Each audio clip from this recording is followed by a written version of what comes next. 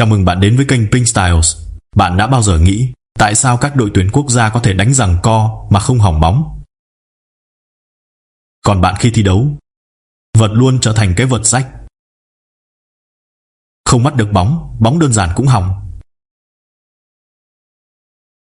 Giữa bạn và chuyên nghiệp, ngoài thể lực và khối lượng tập luyện, rốt cuộc khác biệt ở đâu? Rốt cuộc làm sao để liên kết các kiến thức đã học lại? Ở đây tôi chỉ muốn tặng bạn 2 chữ: theo bóng. Hướng dẫn về theo bóng kỳ này đã đến trong 5 phút.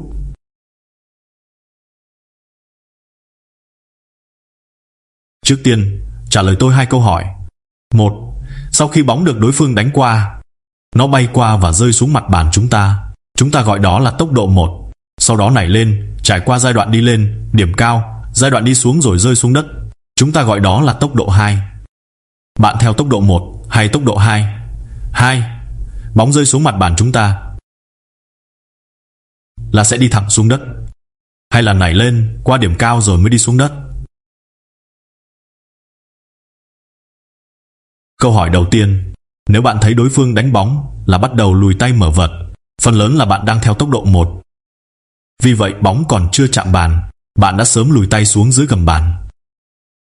Trong ý thức của bạn, đường vòng cung sau khi bóng nảy lên đều giống nhau, không có bất kỳ thay đổi nào. Vậy tôi hỏi bạn, lối đánh giật bóng vòng cung hiện đại và lối đánh nhanh cổ điển khác nhau ở đâu? Bóng đánh nhanh có tốc độ 1 nhanh, vì độ xoáy không mạnh, sau khi chạm bàn không có thay đổi tốc độ rõ rệt, chỉ là vì lực cản không khí làm tốc độ về phía trước liên tục suy giảm. Chỉ cần bạn lùi ra một cự ly nhất định và không theo sai hướng, bóng đánh nhanh sẽ ít uy hiếp bạn. Còn lối đánh giật bóng hiện đại thì hoàn toàn khác. Đường vòng cung sau khi bóng nảy lên biến hóa khôn lường, tốc độ xoáy khác nhau, hướng xoáy khác nhau, thì vòng cung của tốc độ 2 hoàn toàn khác nhau. Bạn lùi tay xuống dưới thì bóng lại tăng tốc nảy vọt lên. Kể cả khi bạn làm giống như đa số hướng dẫn trên thị trường, cố gắng tìm đỉnh bóng để đè xuống cũng vô ích, vì bạn đã mất tư cách để đè vào đỉnh bóng rồi. Chờ đợi bạn chỉ có thể là đánh hòng. Trả lời xong câu hỏi đầu tiên, đáp án câu hỏi thứ 2 đã quá rõ ràng. Bóng sau khi chạm bàn chắc chắn là nảy lên vọt lên, chỉ là độ xoáy khác nhau thì mức độ nảy lên khác nhau, hướng nảy lên khác nhau. Vậy tôi cho bạn một câu hỏi xoáy đáp xoay. Bạn đứng rất gần bàn, vừa không chuẩn bị đánh lúc bóng đi xuống, lại vừa lùi tay xuống dưới, rốt cuộc là vì sao? Đáp án đúng có phải là nên lùi tay lên trên mới theo kịp bóng.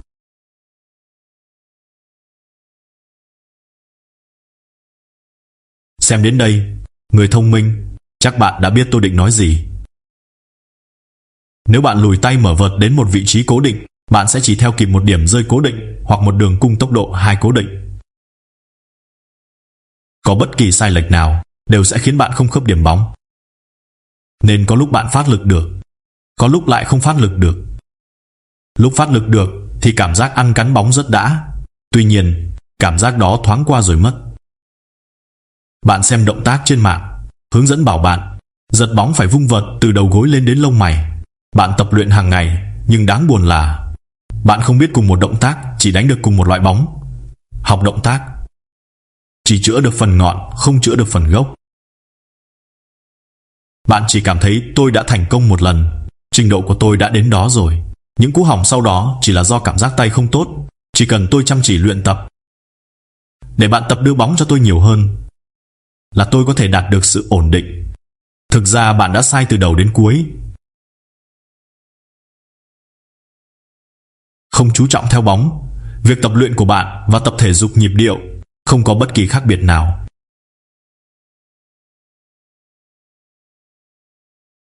Tôi không bao giờ dạy động tác từ đâu đến đâu là đúng. Tôi sẽ nói cho bạn biết nguyên lý, bạn tự mình đi tìm động tác. Chiều cao, sải tay mỗi người đều khác nhau, tương ứng cách tiếp bóng của mỗi người cũng không giống nhau. Diêu Minh, Yao Minh mà dùng động tác của Niwakoki để đánh bóng có lẽ còn không chạm được vào bóng. Điều tôi có thể nói cho bạn là nếu bạn có thể gồng chặt băng khẩn eo bụng, dùng eo bụng để quăng cánh tay của bạn, bạn sẽ làm tốt được một việc. Tôi gọi đó là kéo cung. Kéo cung chính là mở vợt, mà mở vợt chính là theo bóng. Kéo cung tên ra, nhắm mục tiêu. Sau khi nhắm mục tiêu, việc bạn cần làm chỉ là thả dây cung sẽ trực tiếp bắn mũi tên đi, giống hệt khoảnh khắc chúng ta mở vợt đánh bóng. Nhưng đa số bạn chơi bóng sau khi kéo cung xong, họ lại cố tình ném mũi tên đi. Làm vậy có thực sự khiến mũi tên rơi trúng đích không? Cùng lúc chúng ta quan sát điểm rơi và hướng bóng đến, hãy ép trụ cơ đùi trước cơ tứ đầu. Đây là lần kéo cung đầu tiên của chúng ta. Kéo cung xong, khoảnh khắc giải phóng, lực đàn hồi của chân sẽ đưa phần co lõi đã gồng chặt ra phía sau điểm rơi của bóng. Lúc này, trọng tâm lại ép xuống chân, cơ đùi trước lại kéo giãn ra. Lực xoay của cỏ khiến cánh tay thả lỏng của chúng ta được quăng như sợi dây ra chính sau quả bóng. Lúc này, nếu bạn dụng tâm kiểm soát tốc độ xoay của co, bạn có thể đạt được trạng thái cùng tốc độ với bóng, giữ tương đối tĩnh. Nếu bạn dụng tâm kiểm soát hướng xoay của co, bạn có thể khiến cánh tay như sợi dây theo kịp độ cao của bóng. Đây chính là lần kéo cung thứ hai. Nếu lúc này cô và đùi của chúng ta đứng im, phản xạ căng cơ của cơ bắp chân biến mất, thì cánh tay sẽ rơi thẳng xuống. Lúc này hãm lại phanh, thì vị trí lùi tay mở vợt là hoàn hảo. Đây mới là một cú kéo cung đạt chuẩn. Nhưng chúng ta không thể dừng lại ở đây. Cùng lúc giữ cự ly đánh bóng thích hợp và cùng độ cao với bóng, dây cung của chúng ta, tức cơ đùi, nhanh chóng giải phóng, lực đàn hồi kéo theo, kết cấu chuyển động đã gồng chặt, core. Lúc này động tác đẩy hông của chúng ta xuất hiện, cánh tay như sợi dây, được lực kéo truyền từ mặt đất lên vợt của bạn. Khoảnh khắc này, lực cực lớn thông qua cánh tay mềm dẻo của bạn truyền đến tay.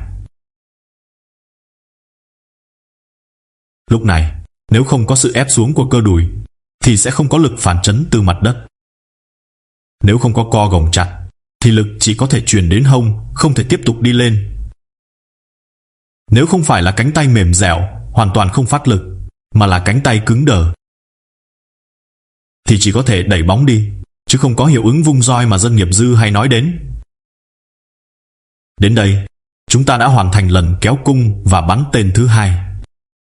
Khoảnh khắc đánh bóng như vậy mới có thể khiến vợt đạt tốc độ vung lớn nhất, truyền lực vượt qua trọng lượng cơ thể bạn vào bóng. Và vì bạn dùng co kiểm soát tay của mình theo kịp quỹ đạo của bóng, góc vợt sẽ tự nhiên điều chỉnh tốt, nhắm chuẩn bóng đến. Lực va đập là từ đó mà ra.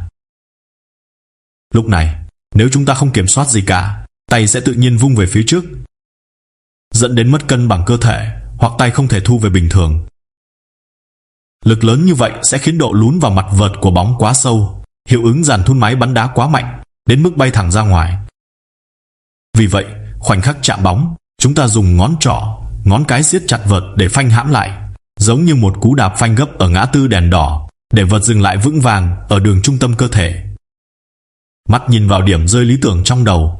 Lúc này, theo như dữ liệu đã nói ở video trước, độ lún khoảng 1,10mm, ma sát khoảng 40% diện tích bề mặt bóng, tốc độ hãm phanh nhỏ hơn 0,10 giây.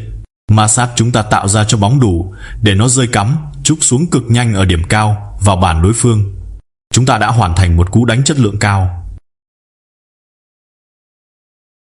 Lúc này, chúng ta tận dụng quán tính cơ thể, lại ép chân xuống, hông gối cổ chân liên động. Lực đạp đất sau lần kéo cung thứ ba đủ để bạn lại theo kịp đường vòng cung sau khi bóng nảy lên. Nếu cứ lặp đi lặp lại, bạn đã thực sự học được theo bóng gần như mọi quả bóng trong mỗi trận đấu của tuyển thủ quốc gia, ngoại trừ những quả cứu bóng khi mất trọng tâm hoặc những quả bóng cảm hứng thiên bẩm, đều là theo bóng. Sau khi thành thạo,